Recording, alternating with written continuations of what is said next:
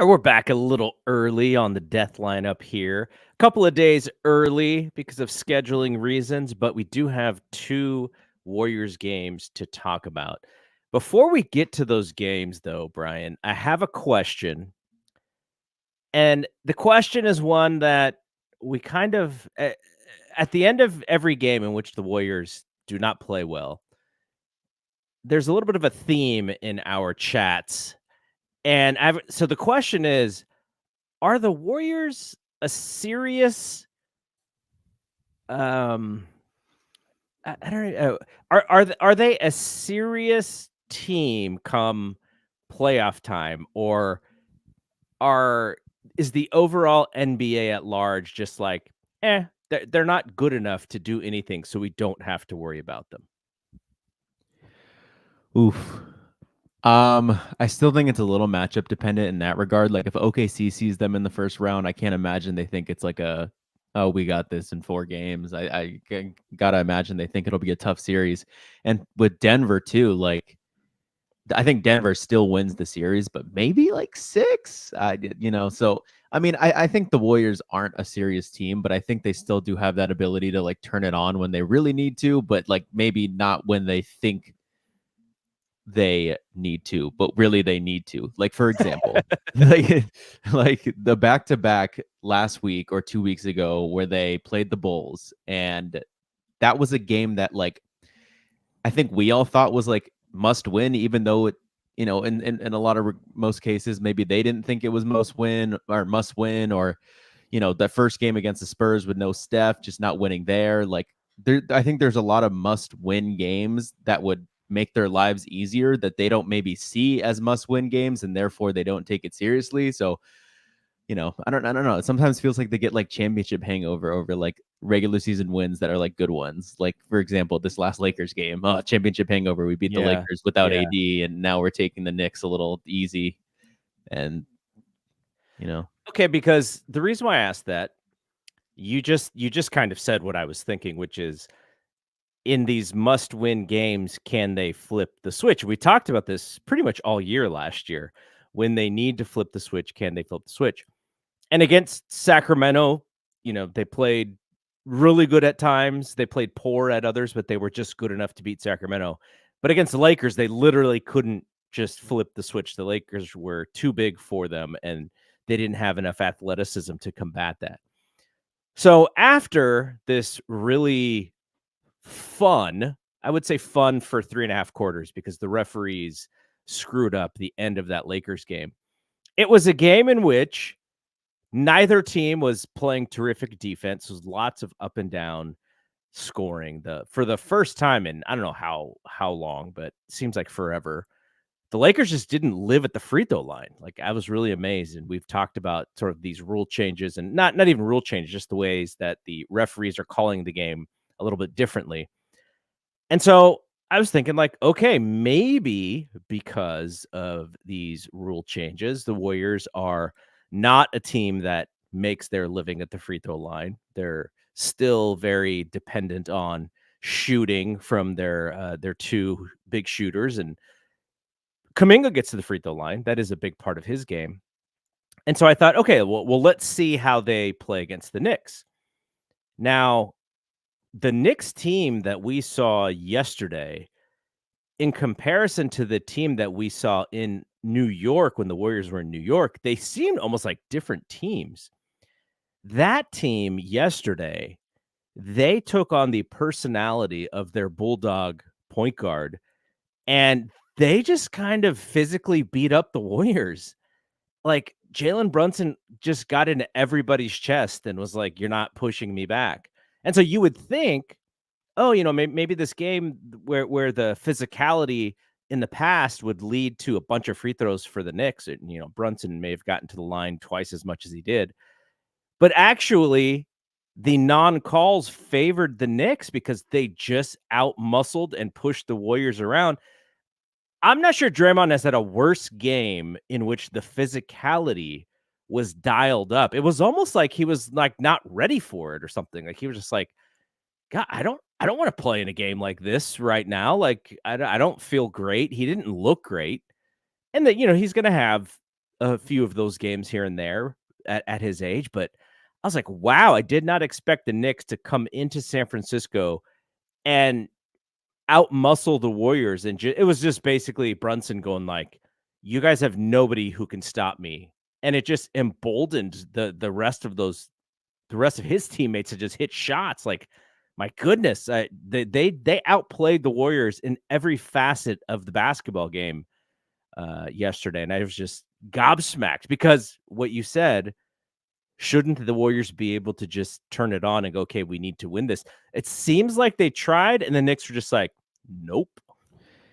Or it's like what could be a bigger issue, and this is just speculating, but this kind of how it sometimes seems, is they don't think that these games are turn it on games. Like they think that they're like the 2 seed right now and they can drop some games. Like, it's not saying that that's what they truly think, but it just sometimes seems like, yeah, they just think that, you know, they can drop a few and be okay. And then it seems like they realize after, like Draymond has his podcast today where he's like, doesn't, you know, he realizes how bad of a drop that one was. But Yeah.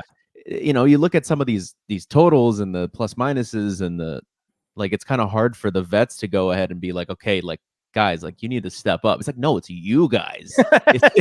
It's the Steph and Dre lineup that, you know, the CP lineup's got some good numbers on that I'm looking at right now. And but yeah, no, they're in a little tough predicament here where, I mean, Marcus said it on, I don't know how many pods ago it was, but it's and again, I say it every podcast, it seems like a cop-out answer, but they really just do need another guy who could be the second best player and, you know, have just a one-on-one, break a guy down and get your shot, get the shot that you want. And they really have none of those guys. And like, Steph can, of course, but they just don't play the offense like for him to just be like, all right, Steph, go get one. It's like, all right, you got to run around. And, you know, they needed, that's why I think Siakam would have been great. Like, it just got it one-on-one, you know, I'm going to go get a bucket. And I know offense isn't totally like the problem. It's part of the problem for sure, but there's a deeper issue here. And, you know, they aren't a team that I think we talked about it last week. It's like, okay, 10 seed, okay, play on the road against the Lakers,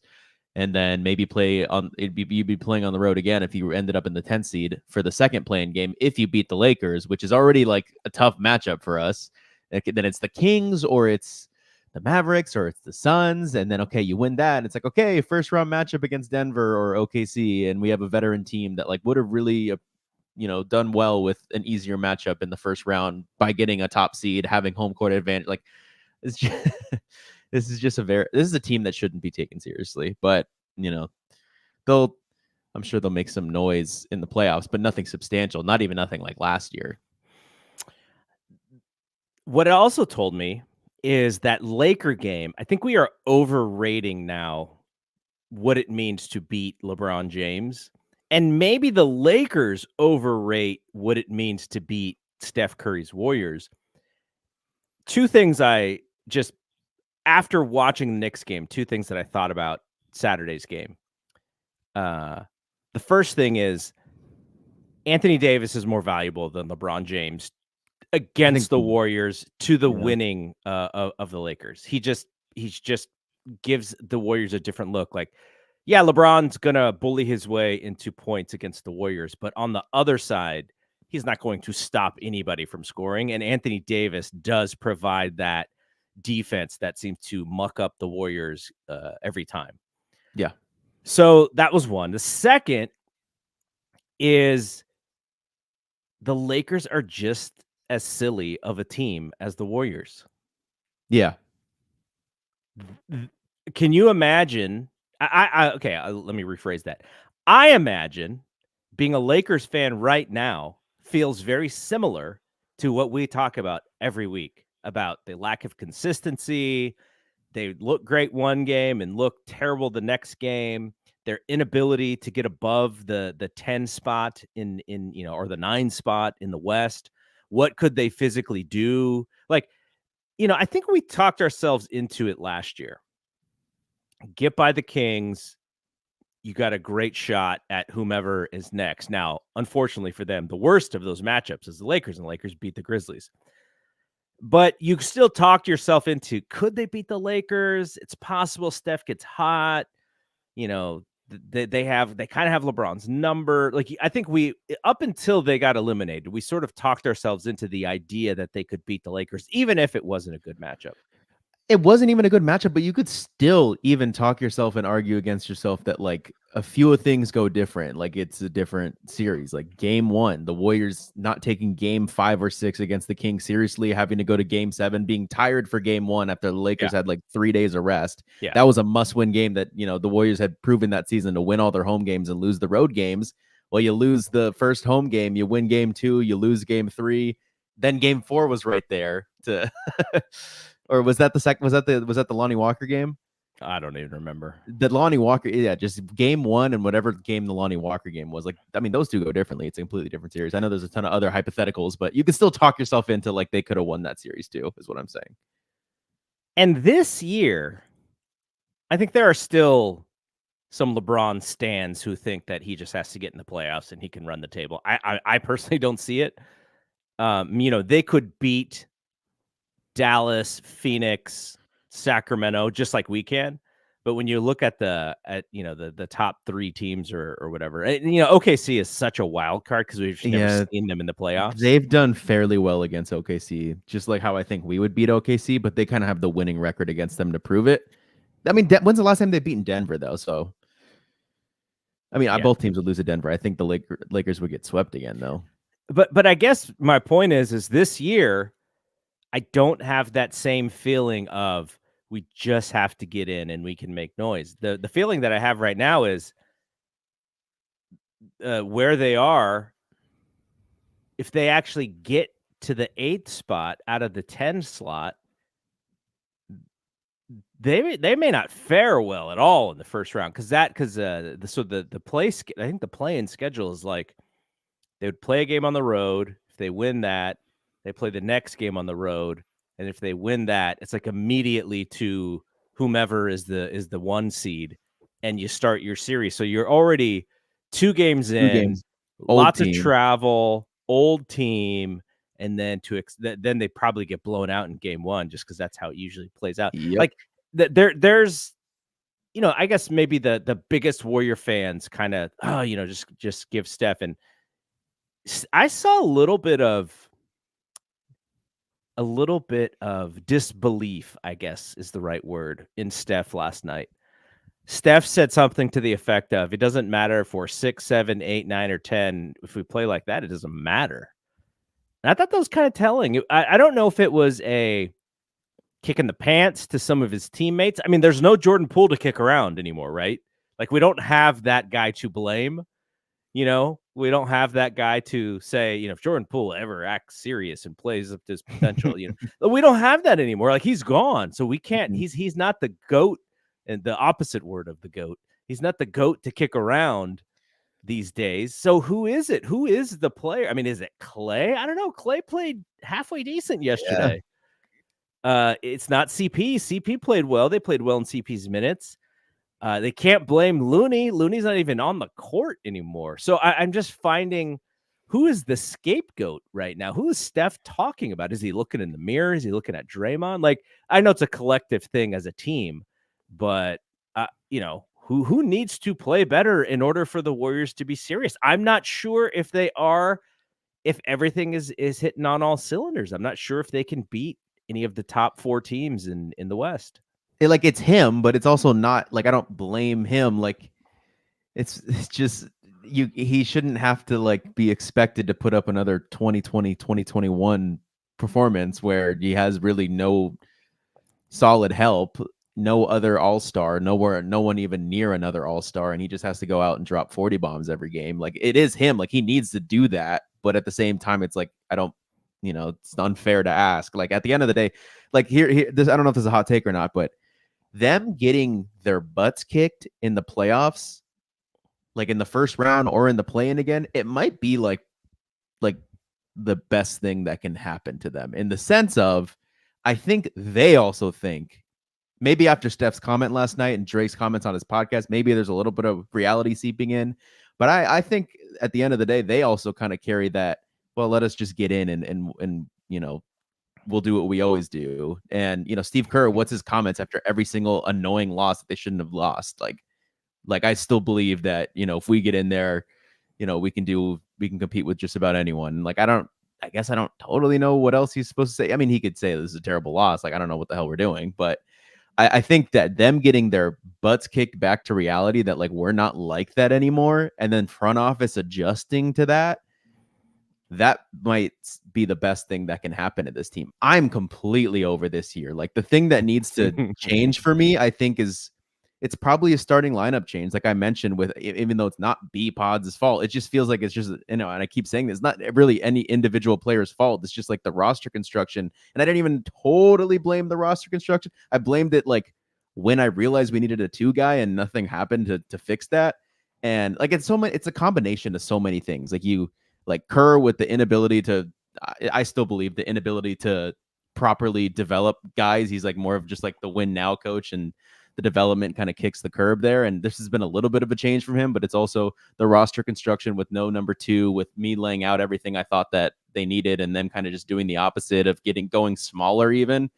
And then it's just I think it's the mentality that they just need to, if they get their butts kicked in the playoffs, they're not going to have that mentality of let us just get in anymore. It's like, we got to really work back to get there. And I think that the front office changes in the offseason. I would, I don't know. It's I don't know if it's like I guess, is that a hot take? Like, they just get your ass kicked in the playoffs, and that might be the best thing that could happen to you, because they'll adjust in the offseason. Front office will load up maybe with the right guys around them. My worry is that if they get their butts kicked in the playoffs and they don't even see a home game, is that Joe Lacob's like, well, why am I paying all this money? And he's just going to try and shave down to get under the tax. If we can be the 10th team, and I can pay less money than how we're doing it now. That's what I would be afraid of. But here, like I agree with you about the starting lineup. But the reason why Pods has to be in the starting lineup is because like playing him with Steph is kind of bad enough. Imagine him and CP in the same backcourt on the second team. Dude, I got a stat for you right now. Oh, you're gonna. I hope it's a defensive one, because that's the one that I'm worried about. I know it's. I just filtered the last 2 games lineups, plus minus totals.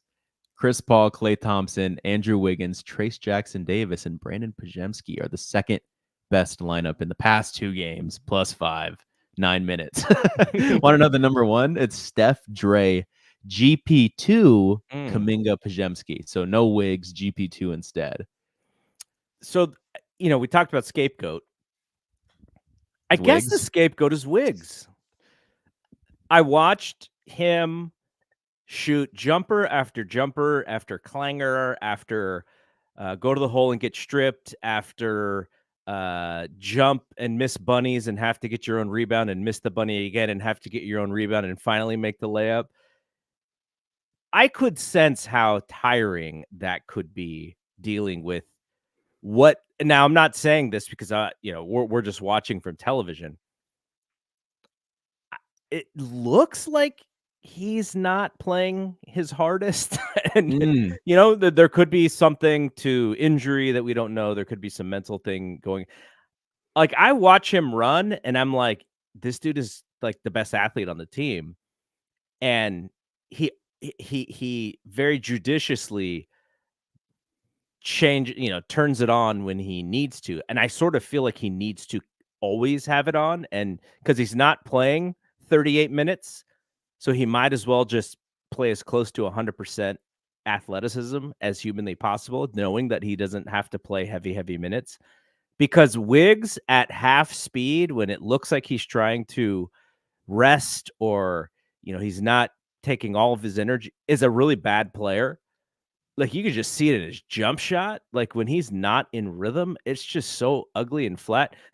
But then again, I also saw Draymond shoot 2 corner threes yesterday, and I'm not sure his shot was above the 10-foot rim. Like, it may have been lower than the 10-foot rim. He airballed the corner straight forward, like it no, hit no, the bottom of the net. He grazed the side of the rim, and when he shot it, it had no chance. I thought it was going to be an air ball. But it's just, and I get it, like late in the season, legs, all that stuff. And it may just be Mother Nature with these guys, that they there's so much wear and tear. Draymond, I'm not convinced that he is not favoring the back and the legs like he was a couple of years ago, because it just looks different from how he was playing a couple, three games, 4 games, 5 games ago versus these last 2 games.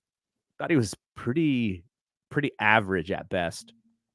I guess the one shining thing out of this, Jonathan Kuminga is still playing pretty decent basketball. He senses when he just needs to be overly aggressive, and he's going to the basket and trying to ramp up the team and trying to get them going.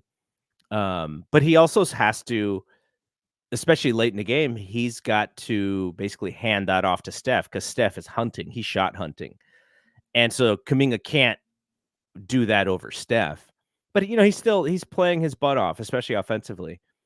But the guy who's been surprising and has been more minutes of late is Trace Jackson Davis. And I have some splits. These are only monthly splits. But if we look at March, he's averaging almost 12 points a game and almost 7 rebounds a game. And that is with increased minutes. He's up to 22 minutes a game in March. He was only at 10 minutes a game in February, and his numbers were 6 and 3, essentially. In January, he was at almost 18 minutes a game, and he was 9 and 5. And in December, he was at 19 minutes a game, and he was 9 and 7. And then in November, he was barely playing. And then in the couple games in October, he was barely playing. This last game against the Knicks, 19 points was his season high. So his career high of points, 19 points, 9 rebounds. He played 26 minutes, which he's only played more than 26 minutes, maybe like 4 or 5 times all year long. He has been a positive 9 of 9 shooting.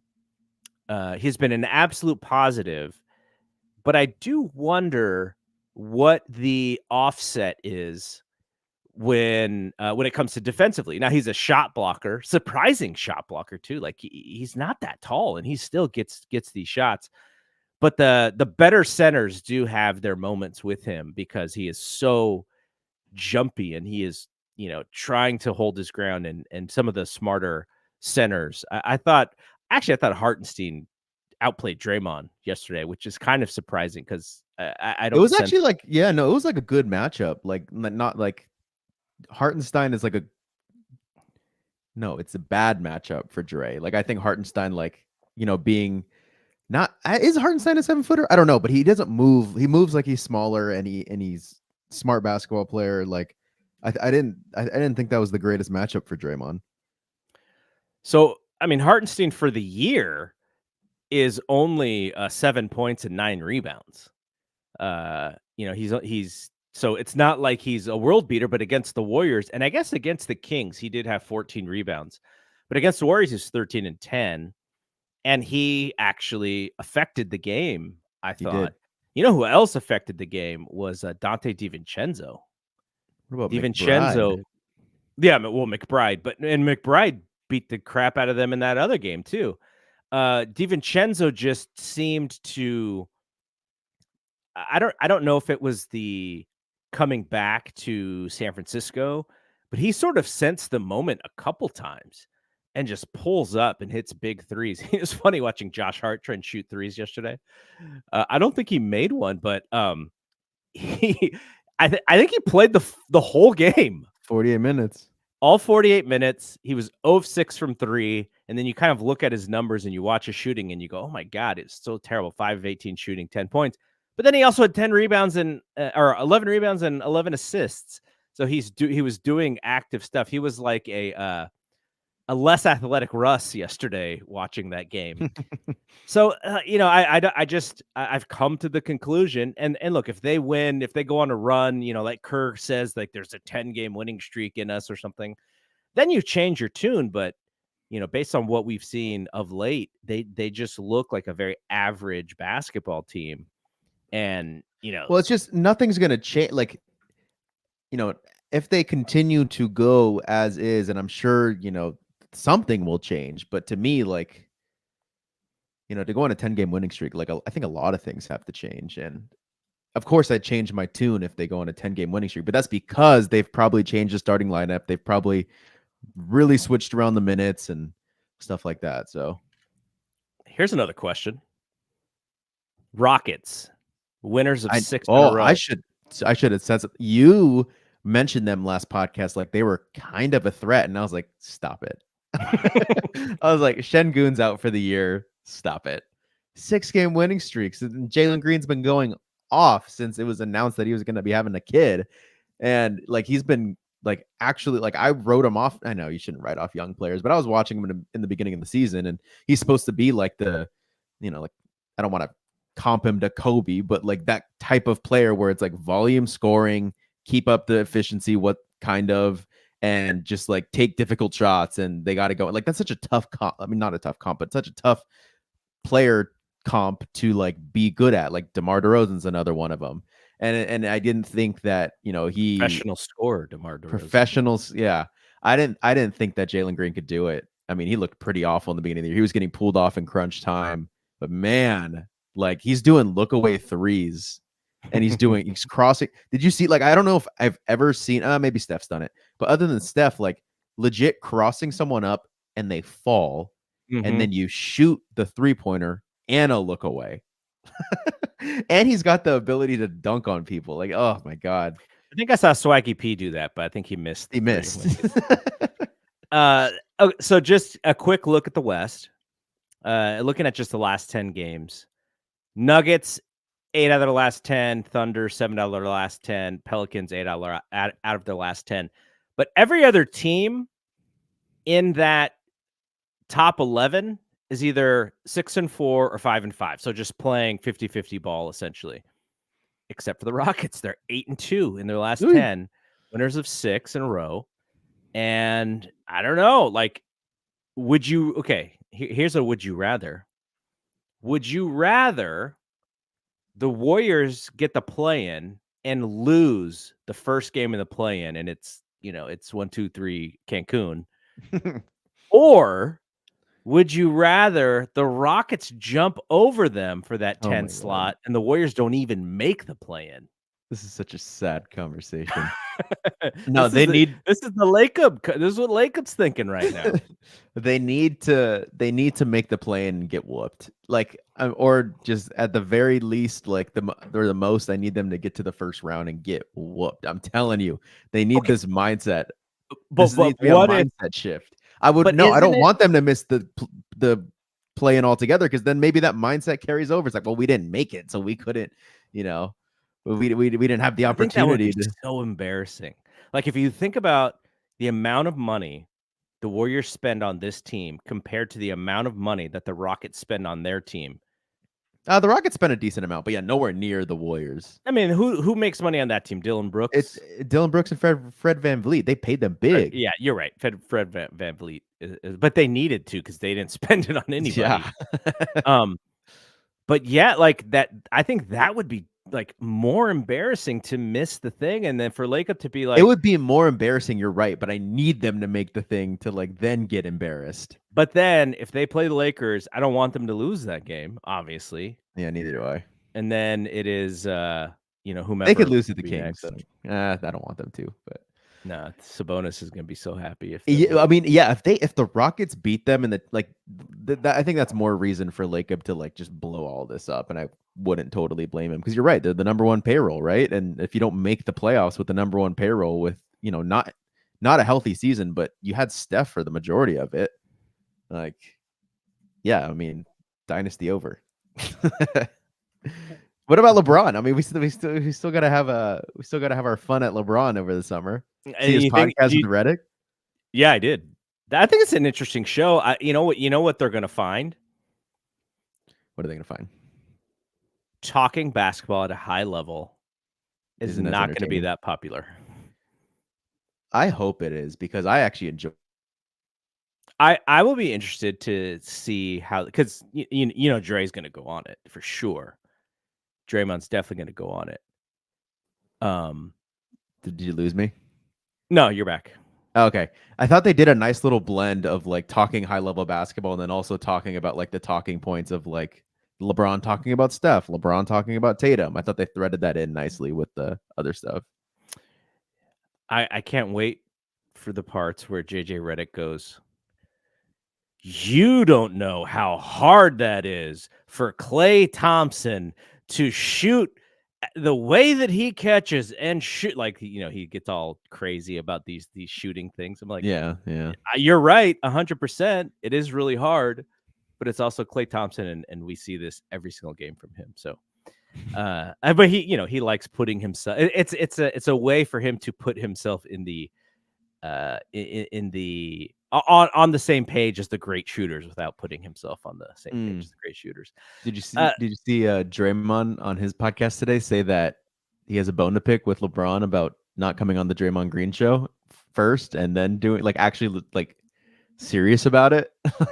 Wow. He was a little upset that LeBron didn't come on the Draymond Green show and instead did his own podcast. I mean, LeBron can still come on though, right? Yeah, but Draymond, man, oh, he's so unapologetically Draymond. I think he's just I just look at him as entertainment at this point. What did he get mad at KD for? He got mad at KD for going going to like the his little presser and saying that he hopes Draymond can get the help he needs. And Draymond was mad because he thought that should have been a conversation that KD privately went to him instead of like announcing it to the public as if like he cares about him. And then what does Draymond do? He goes onto his public podcast and trashes KD. And then he goes onto his public podcast and says that, he has a bone to pick with LeBron instead of messaging LeBron privately. He's great. Because he wants those to go viral. That's why. He wants the clicks, baby. But you know the best viral video that I saw of the Draymond Green show was when he talked to Isaiah about Michael Jordan. That was a great TikTok reel short thing. And that now this is getting a little technical, but just the way that they produce those things now is really good. There's got to be like there's got to be a program that is doing the majority of this stuff, right? Yeah. There is. Because it's too much manual work. I've tried it like to do it manually. It takes too long to put so many out, and these companies put so many out. And I'm sure they have more people, but working and making the videos. But Ben showed us a program that like does it. Was it the Fireside one? Where was it? What is it called? I don't know. It was like a different version of StreamYard. Oh, where you like record the podcast on that, and then sorry. I see that YouTube now allows you to go live on a vertical short style live rather than like what we're doing right now too. What I wish space is getting fun.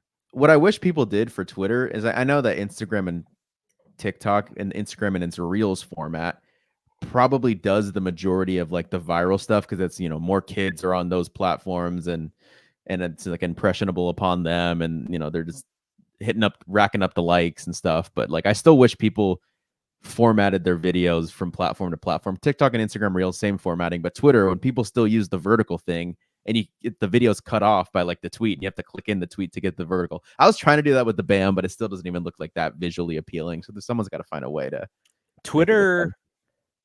I don't know why Twitter doesn't have their own video tab or their own shorts tab, like or their own like Reels tab. Yeah, where you're just scrolling. Like because Elon Musk made Grok instead. They did the AI thing instead. That's like its own tab. They invented scrolling. Yeah, I think they invented scrolling. What is the Grok thing? Is it just like an I've AI never used thing? it once, but I think I've never used it either. Take it like an AI that you have to pay for. Yeah, you get it with your blue check mark, I think. Oh man. Okay, well, Warriors. Well, no. Well, we're wrapping up here. The schedule this week for tomorrow or later today, depending on when you're listening, the Grizzlies, they are in San Francisco, and the Pacers are there Friday night. And then Sunday at the Timberwolves, which is a really bad matchup for the Warriors historically. We'll see who's healthy. They're pretty beat up right now. I don't think Gobert or Cat are playing tonight against the Nuggets. But yeah, man, I don't know. They do play the Rockets. I think they have the tiebreaker with the Rockets too, but they do play them April 4th. So they play them one more time. they have the Lakers once more as well.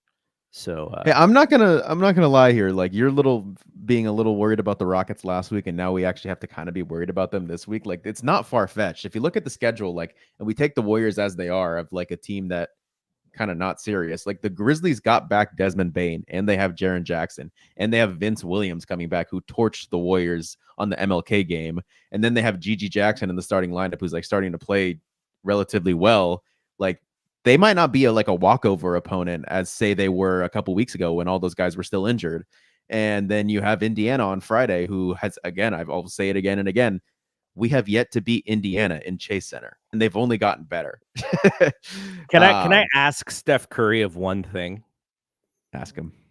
I'll tell him. Can he start the game 5 of 5 by going pick and roll, by doing a dribble handoff with Dre, by cutting backdoor on some? Can we create a play out of the gate to get Steph going rather than them just like allowing Wiggs to like the first 5 minutes of the game is like, all right, we need to get Wiggs going, and it almost never happens.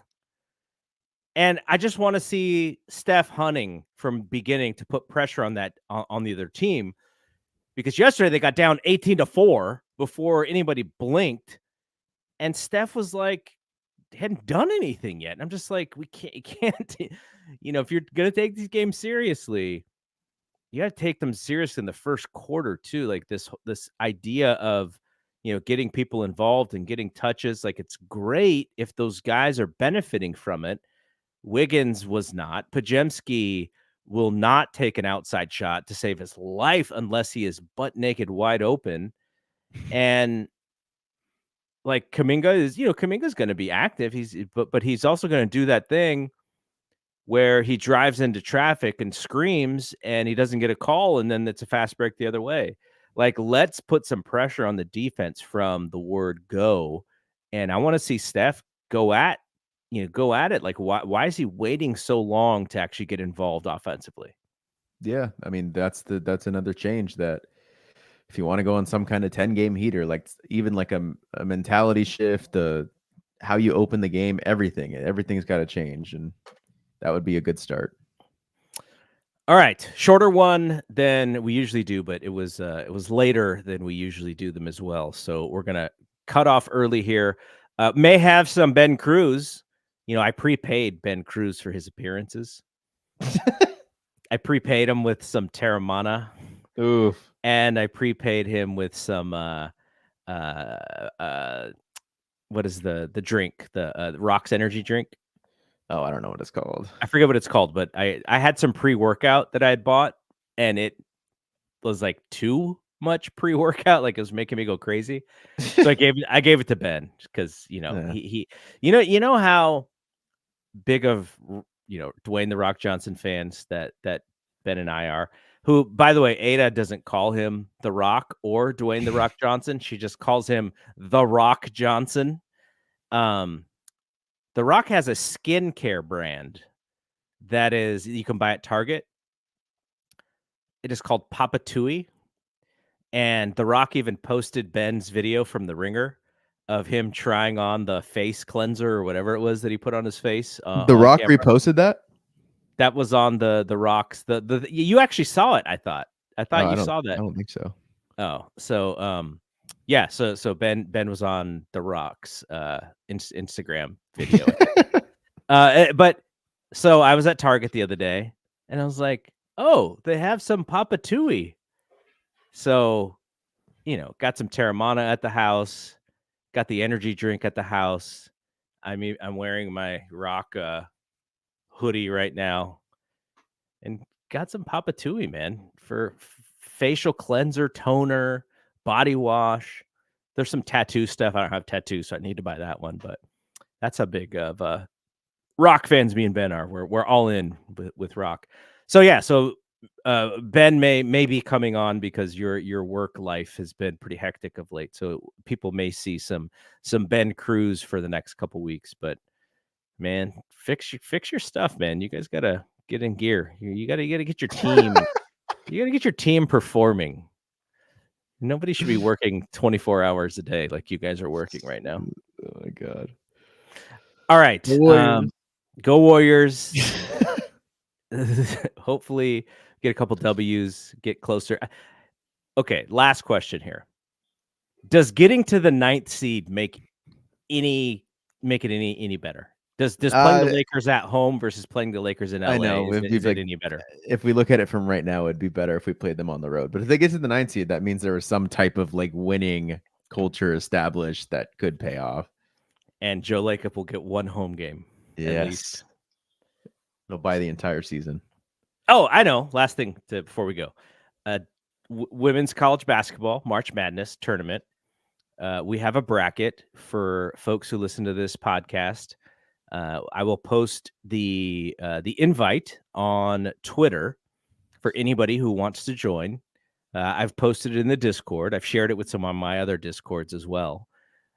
Who's the team? Who do you think is going to win March Madness on the women's side? South Carolina's undefeated. Yeah. I mean, they're the easy favorites, right? I see a lot of LSU and Iowa or LSU. A lot of people think that Caitlin Clark and her Iowa team. Do you know that Caitlin Clark's nickname is Ponytail Pete? That's sick. Because she was compared to Pete Maravich.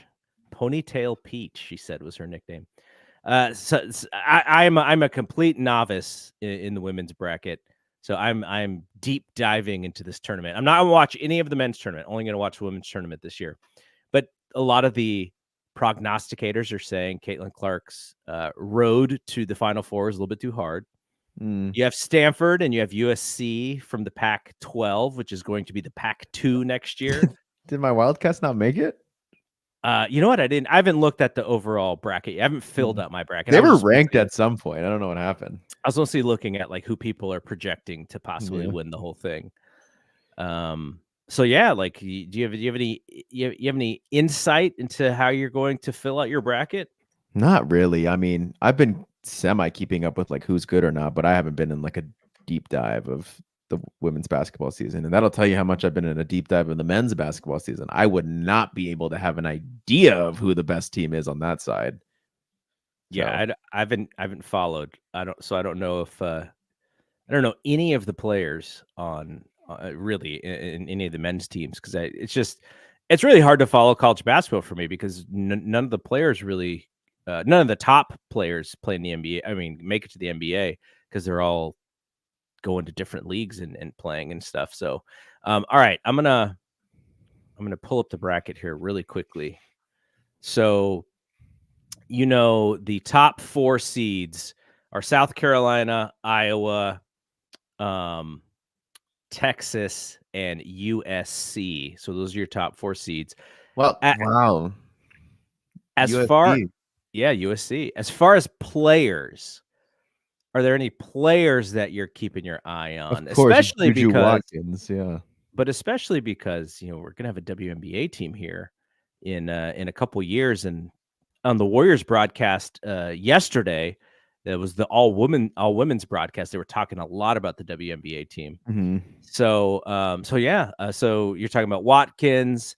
Well, no, I mean, all you can look at really is Paige. I mean, yeah, we're going to have future draft picks, but she's the one who's committed to staying for another year. I don't know if she's 5th yearing it or if it'll be her 4th year, but she's probably going to be the top pick of next year's draft. So if anyone watches UConn, that's going to be, did they make it? Like, yeah, UConn is 3rd seed in the Portland 3 bracket. Yeah, so any Warriors fan, I'm sure you're just going to be a WNBA Warriors fan whenever they name that team, but Paige is probably going to be heavily looked at for that top pick for our team next season.